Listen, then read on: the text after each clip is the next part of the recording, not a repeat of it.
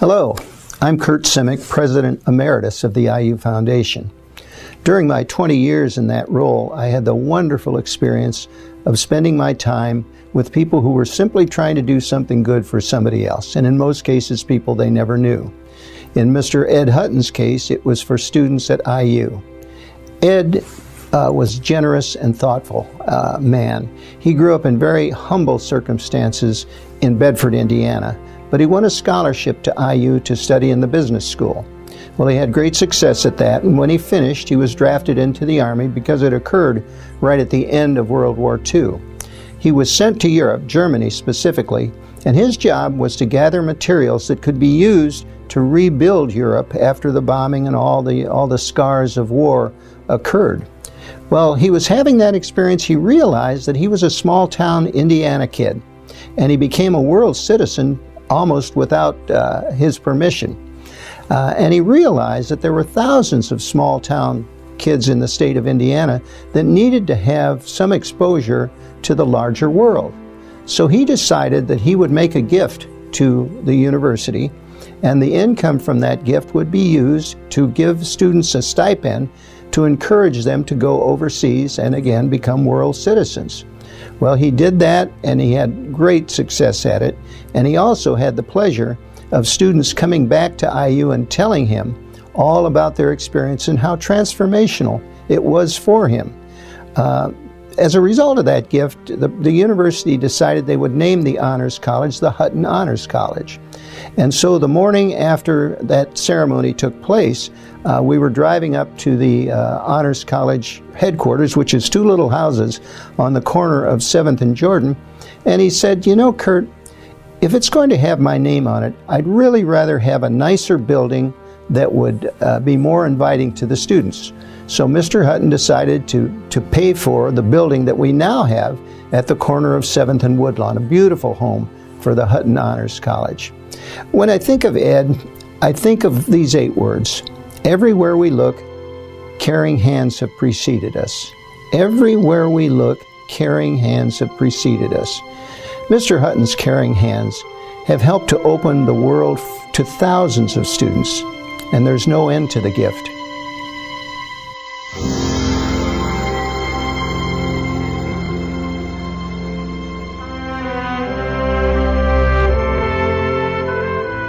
There are times that become recognized as defining moments. For the world, such a time was, without doubt, the end of World War II. And for a young man from Bedford, Indiana, Edward Hutton, the end of the war became a personal defining moment as well. One that would ultimately lead to one of the most distinguished business careers in America at W.R. Grace Company, and as the Chief Executive Officer of Chemed. In fact, Edward Hutton has often said his experience serving in the Occupational Government's Office of Trade in Germany following World War II was the key to his development as a person and as a successful businessman. Yet his success in business had roots that stretched back to Indiana and the Great Depression.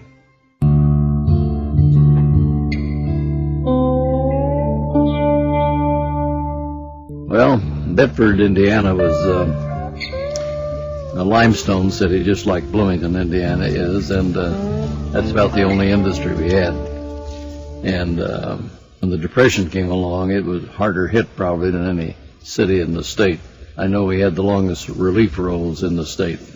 I was always a hustler from the time I was 8 or 9 years old. I had a job peddling papers around the square in Bedford, and I washed dogs and mowed lawns and hauled coal and dumped it in the basement of one of my neighbors, and using a wheelbarrow, and put out a garden, a rather large garden, all by myself, and I fished, not for pleasure, but I had trot lines down on the river, 400 hooks on them, and I ran them 24 hours a day all summer long.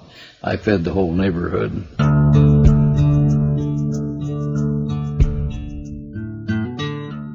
Edward Hutton worked through his high school years and also proved to be an outstanding student.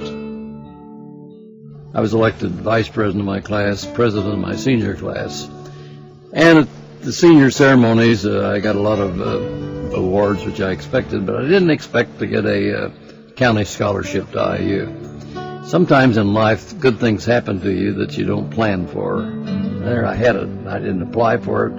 I hadn't even had time to think about it. At Indiana University, Edward Hutton enjoyed his coursework and proved once again to be an outstanding student.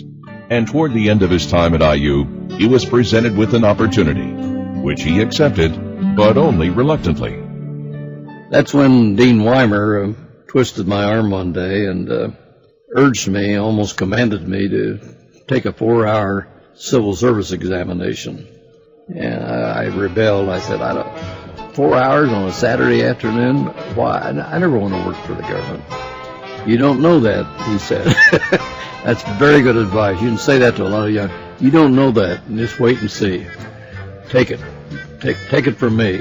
Get yourself prepared. You don't know what will happen. That probably saved my life, actually, as it turned out. I took the exam, and I guess I did all right. They sent me a postcard saying you're now qualified to be a junior professional economist. Edward Hutton didn't immediately follow up on his opportunity in government. But about 6 months later, he received 2 important messages in the mail. Well, one was a letter from the draft board saying, it wasn't a letter, it was a postcard. They didn't spend time with letters. Postcard telling me come in the following Monday for a physical. I thought, well, that's it. That's what I've been waiting for. The other one was a telegram. I couldn't believe it. It was from the President of the United States.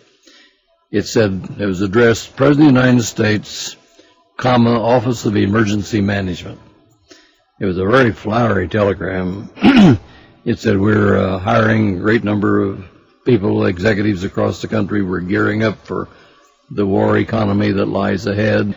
Well, I looked up the name of the chairman of our Bloomington draft board, found out where he lived, walked over to his house. He fortunately was home. He wasn't away on a vacation. If he'd been on a vacation and I couldn't have reached him, it changed my life totally.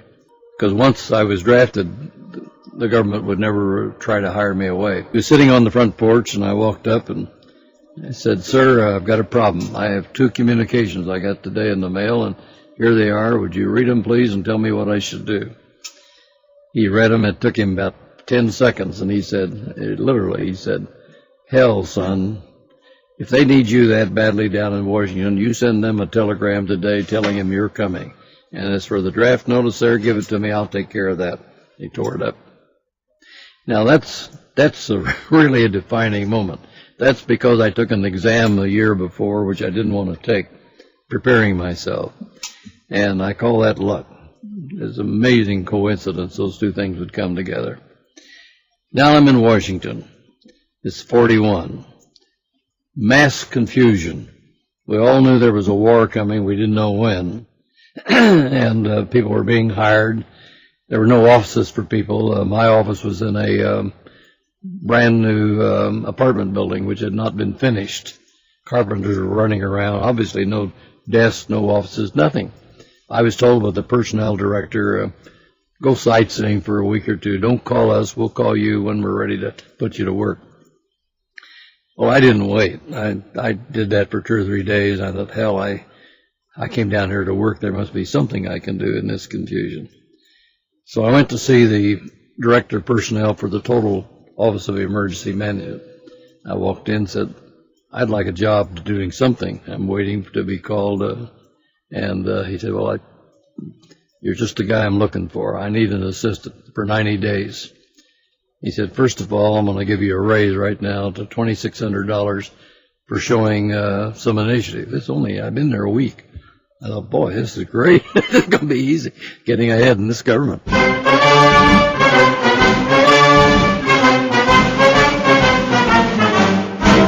Edward Hutton soon enlisted in the Army, and when the war ended, he volunteered for service in Europe with the occupation forces. I got on a plane for the first time in my life, left the country for the first time in my life, and ended up Paris, Höchst in Germany, Berlin. Again, mass confusion, just like had been in Washington. You know, when there's mass confusion like that, there's a lot of opportunity around for somebody who takes the initiative. Again, they told me the same story. Get lost, go sightseeing. We'll call you when we got a place for you. And but I walked up and down the halls, and I found a sign that I liked. It said, economic intelligence. I thought, God, that sounds fantastic for a kid from southern Indiana, you know. And it was, the director's name was that of a dean of a school of business here in the East. Forgotten which school it was. I walked in, said, I'd like to go to work. He said, you're just the guy I'm looking for. So I became his staff of one. And he sent me down to what we called a intelligence collection center down in the middle of Germany. And there I interviewed German government officials and who had handled Germany's foreign trade.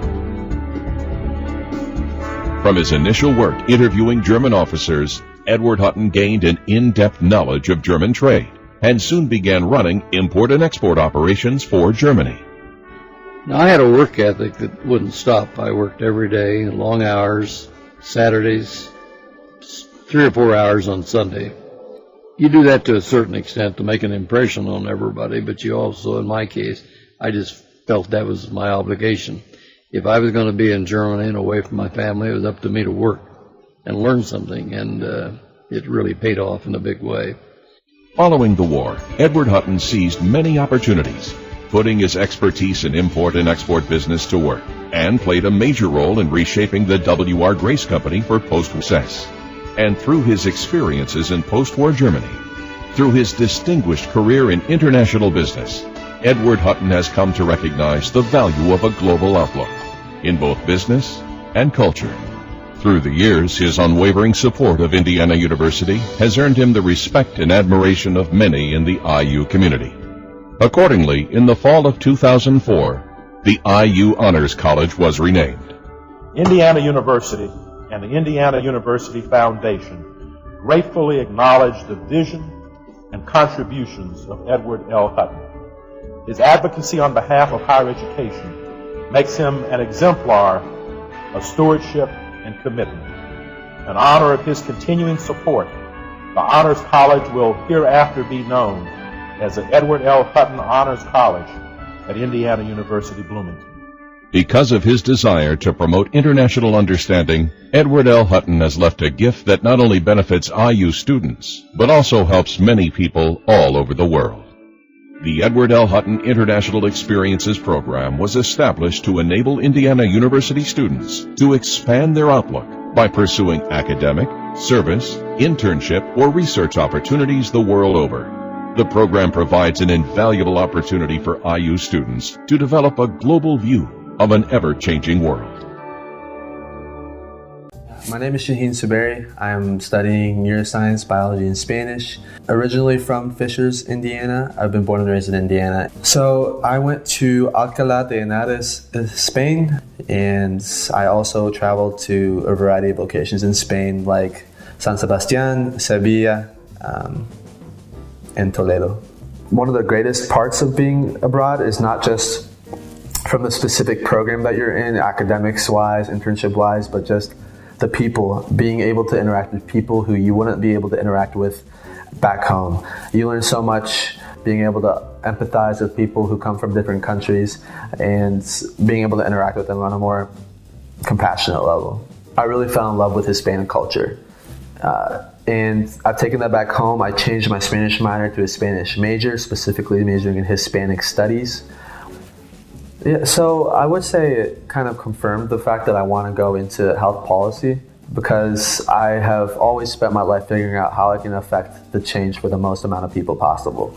And I find that from the top-down level through policy making, I could do that. And the program allowed me to gain an international healthcare perspective, which is one of the most common ways of studying healthcare systems, and to learn how to best modify the one back home to make it fit the population, is through studying international healthcare systems. And this program offered me that opportunity, and I definitely plan on taking that into the future in my career. I was abroad in London, England for the year, for my whole junior year. And it was just an entirely different social experience. The way that people in England socialize is very different than here. And it was really cool to be a part of it for a while and get to know those people. Having any time internationally abroad is really important to an individual, just like personally to grow up and and to realize what's bigger than they actually understand, I think definitely changes the way that I walk through my life today. I'm still trying to figure out how to be an adult, but I think being abroad did help with that. So my name is Jonathan Van Heck. I'm a senior, and I'm in French and Finance, so 2 different programs, Kelly and College of Arts and Sciences. So last fall, I was in Milan, Italy, on an exchange program from the Kelly School of Business. The university was Bocconi University. They have a lot of museums, like a lot of museums in our collections. So did that a lot. Went to churches, which, like, being among so much art and sort of aesthetic beauty packed into weekend after weekend after weekend, it made me realize that was something I would want. I want to work in it and someday become a professor and try to share that same feeling with students. Making a difference through increasing the understanding of people and cultures around the world. This is both the personal experience and personal vision of Edward Hutton. A vision that he is sharing with Indiana University students through the International Experiences program. Young people can work miracles. Given the opportunity and the tools to work with, they can accomplish miracles. They can do wonders.